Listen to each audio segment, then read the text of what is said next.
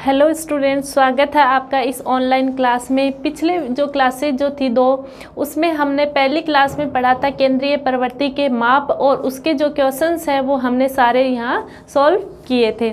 दूसरा जो टॉपिक हमने पढ़ा था उपभोक्ता का संतुलन।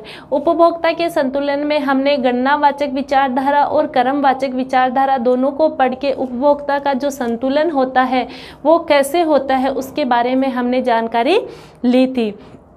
अब हमारा जो तीसरा टॉपिक है वो क्या है, जो हमारे सिलेबस में डाला गया है, मांग और पूर्ति की अवधारणा तथा मांग की लोच। तीनों अलग अलग टॉपिक है लेकिन एक में ही सिलेबस में डाला हुआ है, इसलिए मांग, पूर्ति और मांग की लोच जो तीनों चीज़ें हैं हम यहाँ आज पढ़ेंगे। हमारा जो पहला टॉपिक इसमें डाला गया है वो है मांग की अवधारणा, यानी कि मांग किसे कहेंगे, मांग का नियम क्या है, मांग तालिका के बारे में देखेंगे, मांग वक्र के बारे में हम देखेंगे। मांग जो है वो किसे कहते हैं, सबसे पहले देखेंगे कि निश्चित समय व निश्चित कीमत पर किसी वस्तु की खरीदी गई जो मात्रा है वो क्या कहलाती है, मांग। निश्चित समय होना चाहिए और कीमत क्या होनी चाहिए, निश्चित होनी चाहिए। इन दोनों शर्तों के ऊपर जब हम किसी वस्तु की मात्रा को खरीदते हैं तो वो क्या कहलाती है, मांग कहलाती है। लेकिन किसी वस्तु की मांग के लिए निम्न 3 तत्वों की आवश्यकता हमें होती है।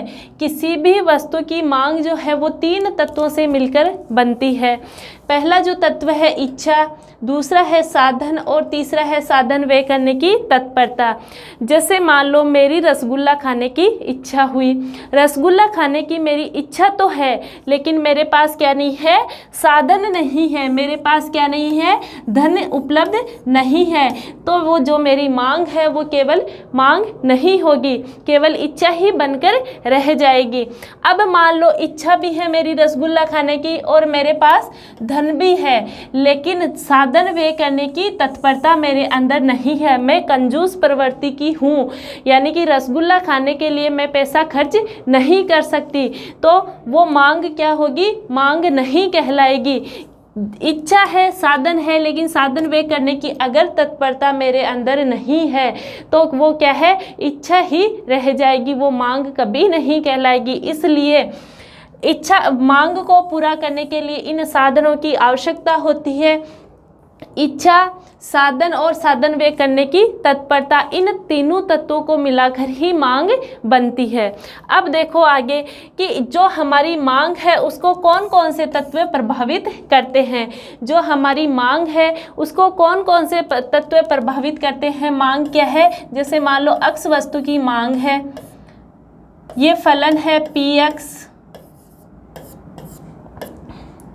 P Y, T P E और एम, ये हमारा क्या है, एक मांग फलन है। मांग फलन किससे बनता है, मांग और मांग को प्रभावित करने वाले तत्वों के बीच जो फलनात्मक संबंध होता है, जो गणितीय संबंध होता है, उसे क्या कहेंगे, मांग फलन। dx का मतलब है अक्स वस्तु की जो मांग है वो किस पे निर्भर करेगी, अक्स वस्तु की कीमत पे, वाई वस्तु की कीमत पे, टेक्नोलॉजी पे, पॉपुलेशन पे, भावी प्रत्याशाओं पे और उपभोक्ता की आय पर। यानी ये जो तत्व है वो किसको प्रभावित करेंगे, मांग को प्रभावित करेंगे। तो हम एक एक तत्व के बारे में यहाँ जानकारी लेते हैं। पहला जो तत्व है मांग को प्रभावित करने वाला वो कौन सा तत्व है, वस्तु की कीमत। यानी कि वस्तु की जो कीमत है वो हमारी मांग को कैसे प्रभावित होगी। जैसे मान लो अक्स वस्तु मैंने एक ली, अक्स वस्तु की जब कीमत बढ़ती है, अक्स वस्तु की जब कीमत क्या होती है, बढ़ती है। जब हम किसी वस्तु की कीमत बढ़ती है तो हम उस वस्तु को ज़्यादा खरीदेंगे या कम खरीदेंगे। जब अक्स वस्तु की कीमत बढ़ती है तो उसकी मांग क्या हो जाएगी, कम हो जाएगी। यानी कि कीमत बढ़ने पर वस्तु की मांग घटती है तथा कीमत घटने पर वस्तु की मांग बढ़ती है। कीमत और मांग में क्या होगा, विपरीत या ऋणात्मक संबंध पाया जाता है। यानी कि किसी वस्तु की जो कीमत है वो मांग को प्रभावित करेगी। कैसे प्रभावित करेगी? जब x वस्तु की कीमत बढ़ती है तो x वस्तु की मांग क्या हो जाएगी? कम हो जाएगी। और जब x वस्तु की कीमत गिरती है तो x वस्तु की जो मांग है वो क्या होगी? बढ़ जाएगी। यानी कि इन दोनों के बीच जो संबंध पाया जाता है, मांग और कीमत के बीच जो संबंध पाया जाता है वो संबंध पाया जाता है विपरीत या ऋणात्मक संबंध। अगर कीमत बढ़ती है तो मांग घट जाएगी और अगर कीमत घटती है तो मांग क्या हो जाएगी? बढ़ जाएगी। इसलिए जो वस्तु की कीमत है वो भी क्या करती है? मांग को प्रभावित करती है। दूसरा जो प्रभाव है वो है उपभोक्ता की आय। यदि एक उपभोक्ता की आय मान लो हर महीने 10,000 रुपये थी, अगर उसकी आय बढ़ जाती है, दूसरे महीने में आय उसकी 10,000 से 20,000 हो जाती है, तो मांग घटेगी या बढ़ेगी? अगर उपभोक्ता की आय बढ़ जाती है तो उपभोक्ता क्या करेगा? ज़्यादा वस्तुओं की डिमांड करेगा। वह अपनी आय से ज़्यादा वस्तुओं को खरीद सकता है। क्यों खरीद सकता है? क्योंकि उसकी आय जो है वो बड़ी है। यानी कि वस्तु की मांग और उपभोक्ता की आय के बीच धनात्मक संबंध पाया जाता है। जैसे ही उपभोक्ता की आय बढ़ेगी वस्तु की मांग बढ़ेगी, जैसे ही उपभोक्ता की आय कम होगी वस्तु की मांग क्या होगी? कम होगी। तो जो उपभोक्ता की आय है वो भी क्या करती है? मांग को प्रभावित करती है। आय बढ़ने पर वस्तु की मांग बढ़ती है, अर्थात उपभोक्ता की आय और वस्तु के बीच धनात्मक संबंध पाया जाता है। कीमत और मांग के बीच विपरीत संबंध था, क्योंकि कीमत बढ़ती है तो मांग घटती है और कीमत घटती है तो मांग बढ़ती है। लेकिन आय और मांग के बीच कौन सा संबंध पाया जाता है? धनात्मक संबंध पाया जाता है। जैसे ही उपभोक्ता की आय बढ़ती है वह वस्तुओं की मांग को क्या कर देगा? बढ़ा देगा। तीसरा जो तत्व है, अब यहाँ एक नोट मैंने डाला है। नोट में क्या लिखा है कि निम्न या घटिया वस्तु के संबंध में आय और मांग के बीच ऋणात्मक संबंध पाया जाता है। यानी कि जो सामान्य वस्तुएं होती है उसमें तो मांग और आय, जैसे ही आय बढ़ेगी मांग वस्तु की बढ़ जाएगी। लेकिन निम्न या घटिया वस्तुएं यानी कि उपभोक्ता की यदि आय बढ़ जाती है तो वो निम्न वस्तुओं की जगह श्रेष्ठ वस्तुओं की ओर जाना पसंद करेगा। वह घटिया वस्तुओं की जगह श्रेष्ठ वस्तु खरीदना पसंद करेगा। इसलिए निम्न या घटिया वस्तुओं में कौन सा संबंध पाया जाता है? ऋणात्मक संबंध पाया जाता है। जैसे मान लो किसी उपभोक्ता की आय कम थी तो वह बाजरा खाना पसंद करता था। अब मान लो उपभोक्ता की आय बढ़ी तो क्या खाना पसंद करने लग गया? गेहूं खाना या चावल खाना वह पसंद करने लग गया। तो बाजरा यहाँ क्या हो गई? निम्न या घटिया वस्तु। यानी कि जैसे ही उपभोक्ता की आय बढ़ेगी निम्न वस्तुओं की जो मांग है वो तो कम होगी और श्रेष्ठ वस्तुओं की मांग क्या होगी? बढ़ जाएगी। इसलिए निम्न वस्तुओं की मांग और आय के बीच कौन सा संबंध पाया जाता है? ऋणात्मक या विपरीत संबंध। जैसे ही आय बढ़ेगी निम्न वस्तु की मांग क्या होगी? अपने आप कम होगी। तीसरा जो मांग को प्रभावित करने वाला तत्व है वह कौन सा तत्व है? जनसंख्या। किसी देश की जनसंख्या अगर बढ़ेगी तो मांग बढ़ेगी। मान लो जैसे जैसे हमारे भारत की पॉपुलेशन बढ़ती जा रही है, ज़्यादा पॉपुलेशन अगर बढ़ेगी तो लोगों को खाने के लिए वस्तुएं ज़्यादा चाहिए होगी, हर मामले में वस्तुएं ज़्यादा चाहिए होगी। तो जैसे ही जनसंख्या बढ़ेगी मांग क्या होगी? बढ़ेगी। तो जनसंख्या भी क्या करती है? मांग को प्रभावित करती है। चौथा जो है वो है संबंधित वस्तुओं की कीमतें। संबंधित वस्तुओं की कीमतें भी मांग को प्रभावित करती है। कैसे करती है? देखो, किसी वस्तु की स्थानापन्न वस्तु और पूरक वस्तु की कीमत भी वस्तु की मांग को प्रभावित करती है। सबसे पहले तो हम देखेंगे कि स्थानापन्न वस्तुएं क्या होती है और पूरक वस्तुएं क्या होती है। स्थानापन्न वस्तुएं वे वस्तुएं होती है जो एक दूसरे के स्थान पे काम में ली जा सकती है, यानी जिनका प्रतिस्थापन जो है हम कर सकते हैं। यानी कि जैसे मान लो चाय है, चाय की जगह हम कॉफ़ी पी सकते हैं। यदि चाय की कीमत बढ़ेगी तो हम कॉफ़ी पीना स्टार्ट कर देंगे। यानी कि वे वस्तुएं जो एक के स्थान पर दूसरी का प्रतिस्थापन किया जा सकता है, तो वो कौन सी वस्तुएं होगी? स्थानापन्न वस्तुएं। अब स्थानापन्न वस्तुएं जो है वो मांग को कैसे प्रभावित करेगी? स्थानापन्न वस्तु का एक डायग्राम हम देखते हैं।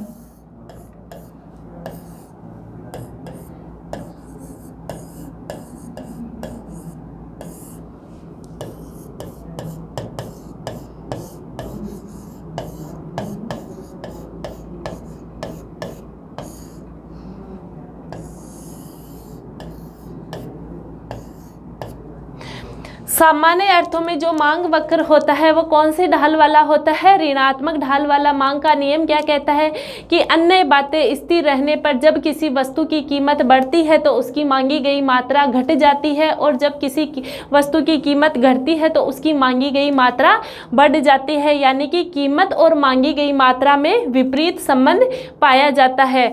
लेकिन स्थानापन्न वस्तुओं में जो मांग वक्र होता है वो कौन से ढाल वाला होगा? धनात्मक ढाल वाला। क्यों होगा धनात्मक ढाल वाला? जैसे मान लो चाय की कीमत बढ़ी, चाय की प्रारंभिक कीमत ये थी और कॉफ़ी की मांग हम ये कर रहे थे।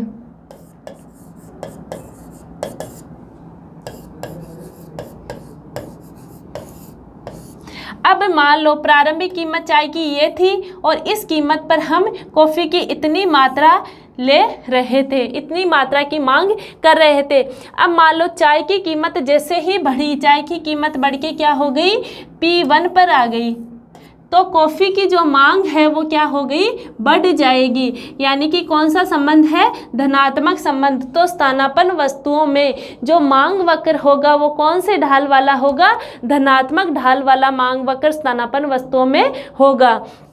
अब देखो, यानी कि स्थानापन्न वस्तुओं में एक की कीमत बढ़ने पे दूसरे की जो मांग है वो बढ़ जाती है। तो स्थानापन्न वस्तुएं भी मांग को क्या करती है? प्रभावित करती है। एक वस्तु की कीमत जैसे ही बढ़ती है दूसरी उसकी स्थानापन्न वस्तु की जो मांग है वो अपने आप बढ़ जाएगी। जैसे पेप्सी कोला और कोको कोला। पेप्सी कोला की जब मांग बढ़ जाती, पेप्सी कोला की जब कीमत बढ़ जाती है तो कोको कोला की मांग अपने आप बढ़ जाएगी, क्योंकि महंगी वस्तु के स्थान पर उपभोक्ता क्या करेगा? सस्ती वस्तु का प्रतिस्थापन कर लेगा। इसलिए जो स्थानापन्न वस्तुएं हैं वो भी मांग को प्रभावित करती है। दूसरी जो देखी थी हमने पूरक वस्तुएं। पूरक वस्तुएं क्या होती है? पूरक वस्तुएं वे वस्तुएं होती है जो एक दूसरे के स्थान पर एक दूसरे के साथ में प्रयोग की जाती है। यानी कि एक वस्तु की जो उपयोगिता है वो दूसरी वस्तु का साथ में अगर प्रयोग नहीं होता तो उसकी उपयोगिता क्या होगी? शून्य होगी। यानी कि दोनों वस्तुओं को अगर उपभोक्ता साथ में काम में लेगा तो ही वो काम में आएगी, वरना उनका कोई अस्तित्व अलग अलग नहीं होगा। जैसे मान लो उदाहरण देती हूँ मैं, कार और पेट्रोल। पूरक वस्तु का उदाहरण क्या है? कार और पेट्रोल। अब कार और पेट्रोल जो है वो इनका अलग अलग यूज कर सकते हैं क्या? नहीं। कार के बिना पेट्रोल अधूरा है और पेट्रोल के बिना क्या है? कार अधूरी है। इन दोनों का क्या होगा? साथ में प्रयोग होगा। पेन और स्याही।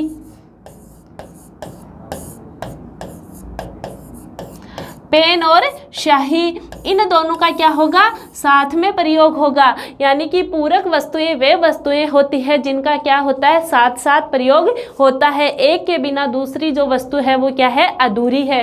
पेन के बिना स्याही अधूरी है, स्याही के बिना पेन अधूरा है। तो वो कौन सी वस्तुएं होगी? पूरक वस्तुएं। अब हम देखेंगे कि पूरक वस्तु का जो मांग वक्र होगा वो कौन से ढाल वाला होगा? पूरक वस्तु का जो मांग वक्र होगा वो ऋणात्मक ढाल वाला होगा। पूरक वस्तु का जो मांग वक्र होगा वो ऋणात्मक ढाल वाला होगा। जैसे इधर मैंने ले ली पेन और इधर मैंने ले ली स्याही।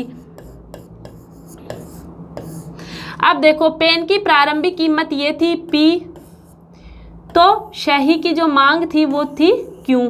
अब पेन की कीमत घटी, पेन की कीमत क्या हुई? घटी। तो स्याही की मांग क्या हो गई?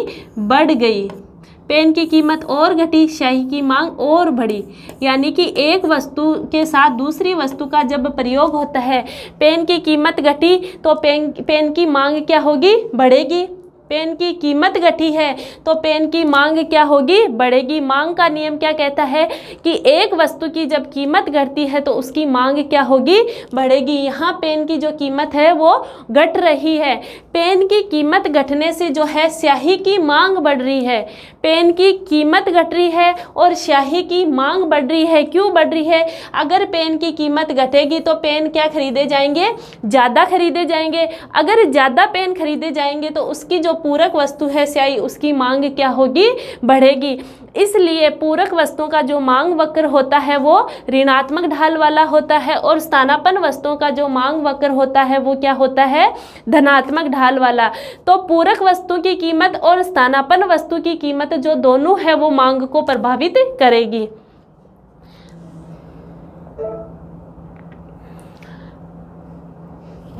वस्तु की कीमत और वस्तु की उसकी स्थानापन्न वस्तु की मांग तथा उसकी स्थानापन्न वस्तु की कीमत के मध्य सीधा या धनात्मक संबंध होता है। उदाहरण के लिए चाय की स्थानापन्न वस्तु कॉफी की कीमत अगर बढ़ेगी तो चाय की स्थानापन्न वस्तु कॉफी की कीमत बढ़ने पर चाय की मांग बढ़ेगी, यानी कि एक वस्तु की कीमत बढ़ने पर दूसरी वस्तु की मांग बढ़ेगी। तो इनमें जो कौन सा संबंध होगा वो कौन सा संबंध होगा, धनात्मक संबंध होगा, यानी कि जो मांग वक्र होगा स्थानापन्न वस्तुओं का वो धनात्मक ढाल वाला होगा। एक की कीमत बढ़ रही है, दूसरे की मांग बढ़ रही है। दूसरा जो देखा था हमने, वस्तु की मांग और पूरक वस्तु की कीमत में विपरीत या ऋणात्मक संबंध होता है। उदाहरण क्या है कि गाड़ी की पूरक वस्तु पेट्रोल की कीमत बढ़ने पे पेट्रोल की जो कीमत है वो क्या हो रही है, बढ़ रही है। पेट्रोल की कीमत बढ़ रही है तो गाड़ी की जो मांग है वो क्या हो जाती है, कम हो जाती है। गाड़ी की जो मांग है वो क्या हो जाएगी, कम हो जाएगी, क्योंकि अगर पेट्रोल की कीमत बढ़ रही है तो हम गाड़ी क्या चलाएंगे, कम चलाएंगे, तो गाड़ी की जो मांग है वो क्या हो जाएगी, कम हो जाएगी। तो पूरक वस्तुओं में जो मांग वक्र होता है वो ऋणात्मक ढाल वाला होगा और स्थानापन्न वस्तुओं में जो मांग वक्र होता है वो कौन से ढाल वाला होगा, धनात्मक ढाल वाला होगा। अब जो पांचवा तत्व है जो मांग को प्रभावित करेगा वो क्या है, भविष्य की प्रत्याशा। भविष्य की प्रत्याशा, भविष्य की जो प्रत्याशा है वो मांग को कैसे प्रभावित करेगी। भविष्य की जो प्रत्याशा है, मान लो वस्तु की कीमत भविष्य में बढ़ने की प्रत्याशा है। हम ये सोच रहे हैं कि पेन की जो कीमत है वो 10 साल बाद क्या होगी, बढ़ेगी, तो हम आज ही पेन को खरीद लेंगे। यानी कि जब भविष्य में कीमत बढ़ने की प्रत्याशा होती है, जब भविष्य में किसी वस्तु के कीमत के बढ़ने की प्रत्याशा होती है तो वर्तमान में उस वस्तु की मांग क्या होगी, ज़्यादा होगी। और जब भविष्य में किसी वस्तु के कीमत की घटने की प्रत्याशा होती है तो वर्तमान में जो मांग होगी वो क्या होगी, कम होगी। यानी कि घटने की प्रत्याशा है तो मांग कम होगी और बढ़ने की प्रत्याशा है तो मांग क्या होगी, अधिक होगी। यानी कि भविष्य की प्रत्याशा जो है वो भी वस्तु की मांग को प्रभावित करती है।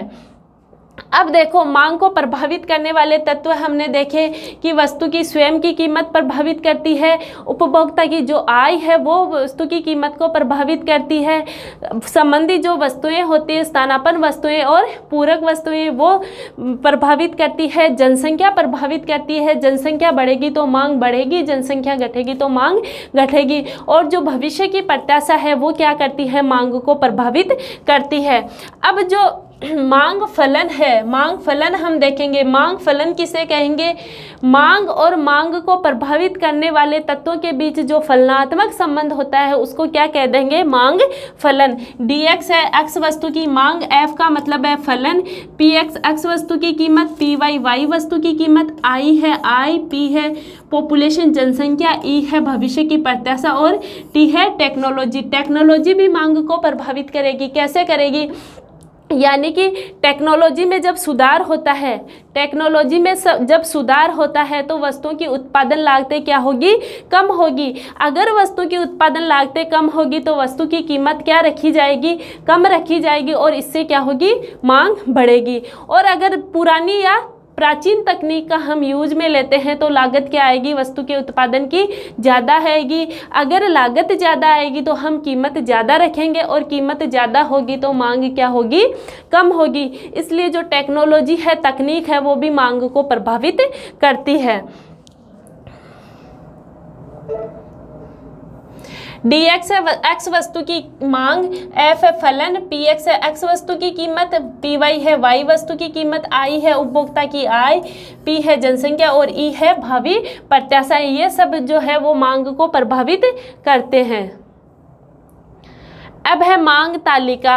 मांग तालिका किसे कहेंगे कि अन्य बातें स्थिर रहने पर, अन्य बातें स्थिर रहने की एक मान्यता हम मांग के नियम में लेते हैं कि अन्य बातों से क्या मतलब है। अन्य बातों से मतलब क्या है, हमने एक फलन देखा था dx फलन है px py i t p e, यानी कि ये क्या था, हमारा एक मांग फलन था।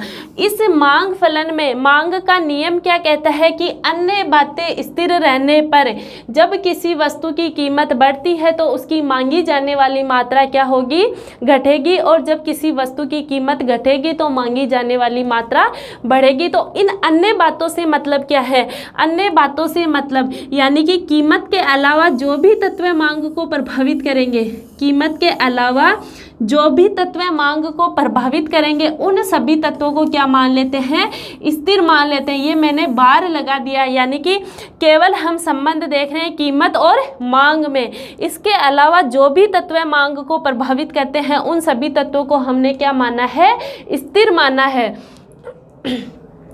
तो अन्य बातें स्थिर रहने का मतलब क्या है, जो वाई वस्तु की कीमत है, इनकम है, टेक्नोलॉजी है, पॉपुलेशन है, इन सब को क्या मान लिया है, हमने स्थिर मान लिया है। और संबंध केवल वस्तु एक्स वस्तु की कीमत और एक्स वस्तु की मांग में ही हम संबंध देखेंगे तो उसको क्या कहेंगे, अन्य बातें स्थिर रहने पर।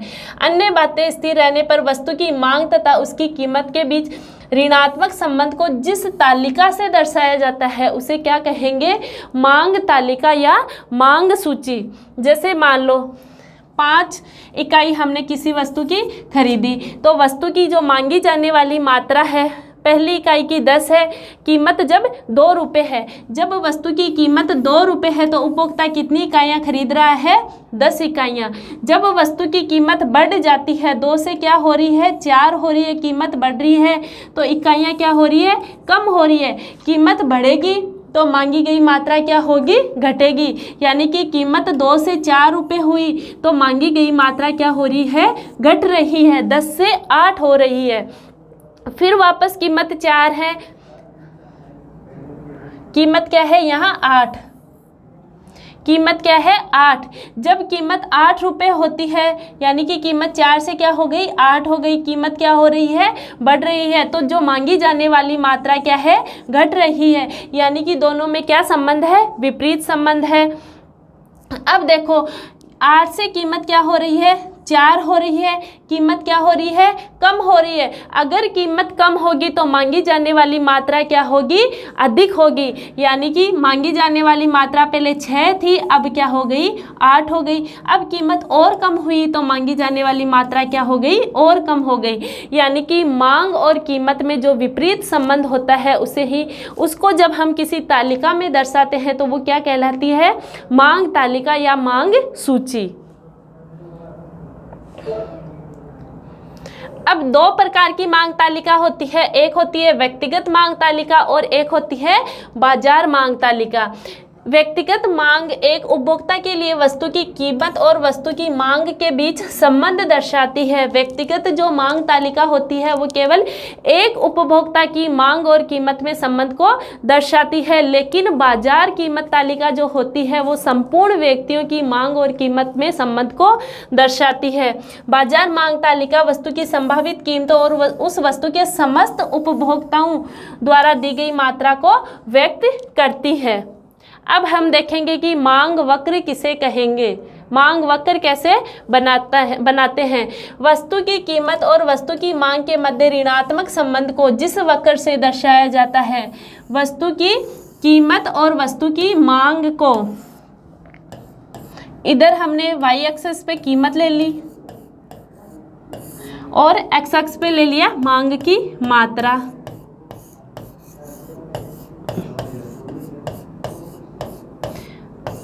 मांग वक्र किस में संबंध बताता है, कीमत और मांग में विपरीत संबंध बताता है कि जैसे ही कीमत बढ़ेगी मांग कम होगी, जैसे ही कीमत कम होगी मांग बढ़ेगी। दोनों के बीच कौन सा संबंध बताता है, ऋणात्मक या विपरीत संबंध। तो ये हमारा हो गया एक मांग वक्र।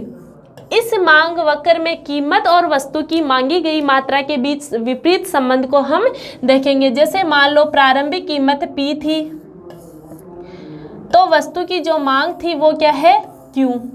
अब जैसे ही वस्तु की कीमत घटेगी, वस्तु की कीमत घटी, क्या हो गई, P1, तो मांग बढ़ के क्या हो गई, Q1। जैसे ही वस्तु की कीमत घटी है, मांग क्या हुई है, बढ़ी है। वस्तु की कीमत जैसे और घटेगी, P2 होगी, तो मांग और बढ़ जाएगी, Q2 हो जाएगी। यानी कि जैसे जैसे किसी वस्तु की कीमत घटेगी, मांग क्या होगी, ज़्यादा होगी, और जैसे जैसे किसी वस्तु की कीमत बढ़ेगी, मांग क्या होगी, कम होगी। यानी कि इन दोनों के अंदर क्या होगा, एक विपरीत संबंध होगा। ये है मांग वक्र। मांग वक्र बाएं से दाएं नीचे की ओर झुकता वह ऋणात्मक ढाल वाला होता है। अब है मांग का नियम। मांग का नियम क्या कहता है कि अन्य बातें स्थिर रहने पर, ये क्वेश्चन ग्रेड 2 में पूछा भी गया है कि सेटेरिस प्रेबिस का अर्थ क्या होता है, तो उस सेटेरिस प्रेबिस का अर्थ होता है अन्य बातें स्थिर रहने पर। यह सवाल एक बार आया हुआ है कि मांग के नियम में सबसे पहली बात हम देखेंगे कि अन्य बातें स्थिर रहने पर। अन्य बातों का मतलब मैंने आपको बताया था कि कीमत और मांग के अलावा जो भी तत्व मांग को प्रभावित करेंगे उनको क्या रखते हैं, हम स्थिर रखते हैं। जैसे वाई वस्तु की कीमत, उपभोक्ता की आय, जनसंख्या, टेक्नोलॉजी आदि को जब हम मांग का नियम पढ़ते हैं तो इन सब चीज़ों को क्या मान लेते हैं, स्थिर मान लेते हैं। यानी कि इन सब में कोई परिवर्तन नहीं होता। परिवर्तन केवल वस्तु की कीमत में होता है और उस कीमत के परिवर्तन के कारण ही मांग में परिवर्तन होता है। तो अन्य बातें स्थिर रहने पर वस्तु की कीमत घटने पर मांग मात्रा बढ़ती है, और वस्तु की कीमत बढ़ने पर, वस्तु की कीमत बढ़ रही है तो मांग मात्रा क्या हो रही है, घट रही है। इसी को क्या कहेंगे, मांग का नियम। मांग तालिका, मांग वक्र और मांग का नियम तीनों अन्य बातें स्थिर रहने पर वस्तु की कीमत और वस्तु की मांगी गई मात्रा के बीच कौन सा संबंध बताती है, ऋणात्मक संबंध बताती है।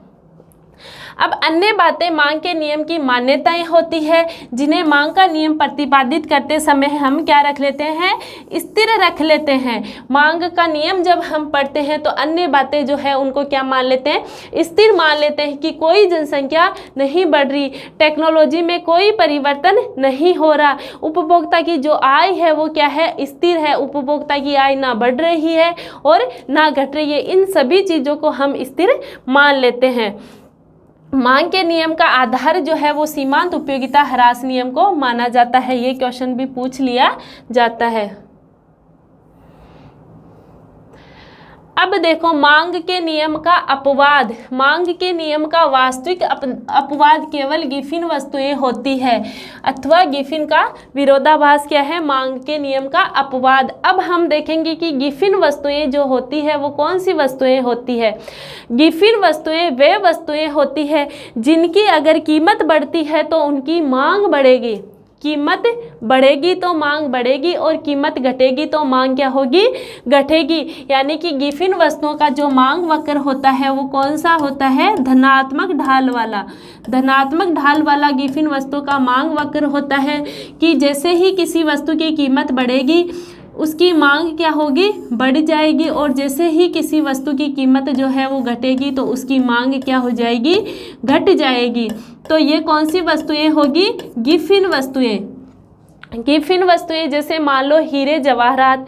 कभी कभी कोई व्यक्ति सोचता है कि जैसे ही हीरो की कीमत बढ़ेगी मैं ज़्यादा हीरे खरीदूंगा, अपनी शानो शौकत के लिए व्यक्ति उस पर खर्च कर देता है। जिसके पास धन ज़्यादा होता है तो उसके पास अपनी शानो शौकत दिखाने के लिए वो क्या कर देता है, उस पर ज़्यादा खर्च कर देता है। यानी कि जैसे ही हीरे की कीमत बढ़ेगी उपभोक्ता क्या करेगा, उसकी मांग ज़्यादा करेगा, और जैसे ही हीरे की कीमत घटेगी तो उपभोक्ता क्या करेगा, उसकी मांग कम कर देगा। क्यों कम कर देगा, वो सोचेगा कि ये जो हीरा है वो अपने लेवल का ही नहीं है, केवल दिखावे के लिए वो क्या कर देगा, उस पर पैसे खर्च कर देगा। तो गिफ्ट इन वस्तुएं जो है वो क्या है, मांग के नियम का अपवाद है। क्वेश्चन पूछा जा सकता है कि कौन सी वस्तुएं हैं जो मांग का नियम के अपवाद हैं, तो आपको क्या बताना है, गिफ्ट इन वस्तुएं जो होती है वो मांग के नियम का अपवाद है।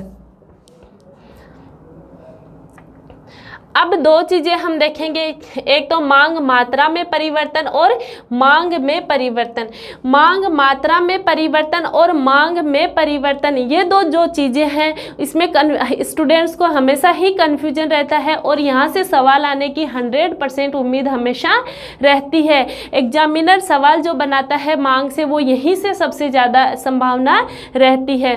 तो आज हम समझेंगे कि मांग की मात्रा में परिवर्तन कैसे होता है और मांग में परिवर्तन कैसे होता है। एक तो मांग की मात्रा में परिवर्तन करेंगे और एक मांग में परिवर्तन करेंगे। तो मात्रा में जो परिवर्तन होगा वो वस्तु की मांग मात्रा में परिवर्तन कीमत के कारण होता है। केवल और केवल कीमत के कारण जो परिवर्तन होता है तो उसको क्या कह देते हैं, वस्तु की मांग मात्रा में परिवर्तन कीमत के कारण हो रहा है ओनली। एवं अन्य सभी घटक उपभोक्ता की आय, संबंधित वस्तु की कीमत, जनसंख्या, उपभोक्ता की रुचि पसंद आदि को क्या कर देते हैं, स्थिर रखते हैं। केवल कीमत और मांग में जब परिवर्तन देखते हैं तो वो क्या हो गया, मांग मात्रा में परिवर्तन। मांग मात्रा में जब परिवर्तन होता है तो उपभोक्ता है वो उसी मांग वक्र पर परिवर्तित होता रहता है। मांग मात्रा में परिवर्तन से मांग में संकुचन होगा और मांग में क्या होगा, विस्तार होगा। लेकिन वक्र जो है वो क्या होगा, वही का वही वक्र होगा। एक ही मांग वक्र पर उपभोक्ता क्या होता है, परिवर्तित होता रहता है। अब देखो इसका डायग्राम।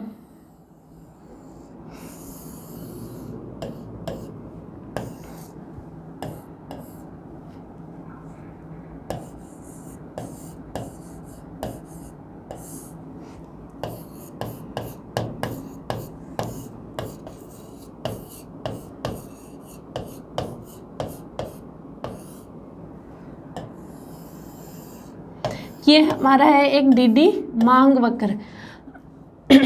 अब मैंने क्या कहा था कि जो मांग की मात्रा में परिवर्तन होता है वो किसके कारण होता है, केवल कीमत के परिवर्तन के कारण ही मांग की मात्रा में परिवर्तन होता है। तो जैसे मान लो पहले कीमत थी P, प्रारंभिक जो कीमत है वो P है, तो वस्तु की जो मांगी जाने वाली मात्रा क्या है, Q। अब मान लो कीमत घट के क्या हो गई, P1 हो गई, तो मांग बढ़कर क्या हो गई, Q1। कीमत के घटने से मांग बढ़ेगी, ये हमने मांग के नियम में पढ़ाया था। और अब कीमत घटकर P2 हो जाती है, कीमत और घटेगी और कीमत घट के क्या हो गई, P2। तो मांग की जो मात्रा है वो बढ़ के क्या हो गई, Q2। यानी कि जैसे जैसे कीमत घट रही है मांग की मात्रा क्या हो रही है, बढ़ रही है। कीमत के घटने से जब मांग की मात्रा बढ़ रही है तो उसको क्या कह देते हैं, मांग में विस्तार। मांग में विस्तार।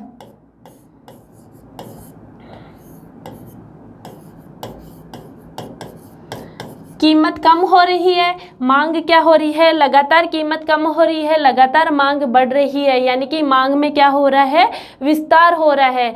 अब देखो मान लो प्रारंभिक कीमत P2 थी, कीमत लगातार क्या हो रही है, बढ़ रही है। कीमत बढ़ेगी तो मांग क्या होगी, कम होगी। तो मांग में क्या होगा, संकुचन होगा। मांग में क्या होगा, संकुचन होगा। यानी कि कीमत के परिवर्तन के कारण मांग मात्रा में परिवर्तन होगा। मांग में कभी विस्तार हो सकता है और कभी संकुचन होगा। अगर कीमत घटेगी और मांग बढ़ेगी तो मांग में क्या होगा, विस्तार होगा। और अगर कीमत बढ़ेगी और मांग क्या होगी, कम होगी, तो मांग में क्या होगा, संकुचन होगा। तो हमेशा क्वेश्चन पूछा जाता है यहाँ से कि मांग में विस्तार का कारण है। मांग में विस्तार का कारण क्या है, कीमत में कमी। मांग में संकुचन का कारण है, मांग में संकुचन का कारण क्या है, कीमत में वृद्धि। और जो मांग मात्रा में परिवर्तन होता है वो किसके कारण होता है, तो केवल कीमत के परिवर्तन के कारण मांग मात्रा में परिवर्तन होता है। मांग में परिवर्तन और मांग मात्रा में परिवर्तन दो अलग अलग कंसेप्ट हैं। मांग मात्रा में परिवर्तन केवल और केवल कीमत के कारण होगा, लेकिन मांग में परिवर्तन जो है कीमत के अलावा जो अन्य तत्व मांग को प्रभावित करते हैं उनमें परिवर्तन के कारण मांग में परिवर्तन होगा। और जब मांग में परिवर्तन होता है तब पूरा का पूरा मांग वक्र ऊपर या नीचे की तरफ शिफ्ट हो जाता है। तो हमने जो कीमत और मांग में संबंध देखा कि कीमत के बढ़ने से मांग कम हो रही है और कीमत के घटने से मांग बढ़ रही है, तो वो क्या होगा, मांग में परिवर्तन। केवल कीमत और मांग की मात्रा में हम संबंध को देख रहे हैं। अब जो दूसरा संबंध हम देखेंगे कि वो होगा मांग में परिवर्तन। मांग में परिवर्तन, मांग में परिवर्तन कैसे होगा कि वस्तु की कीमत के अलावा, कीमत और मांग में जो संबंध देखा था वो तो था मांग की मात्रा में परिवर्तन। अब यहाँ हम देख रहे हैं मांग में परिवर्तन। मांग कैसे बढ़ेगी, मांग कैसे कम होगी, तो मांग कीमत के अलावा अन्य सभी कारण जो वस्तु की खरीदी गई मात्रा में परिवर्तन करते हैं को मांग में परिवर्तन कहते हैं। मांग में परिवर्तन होने से मांग वक्र दाएं या बाएं खिसक जाता है, अर्थात विवर्तित हो जाता है।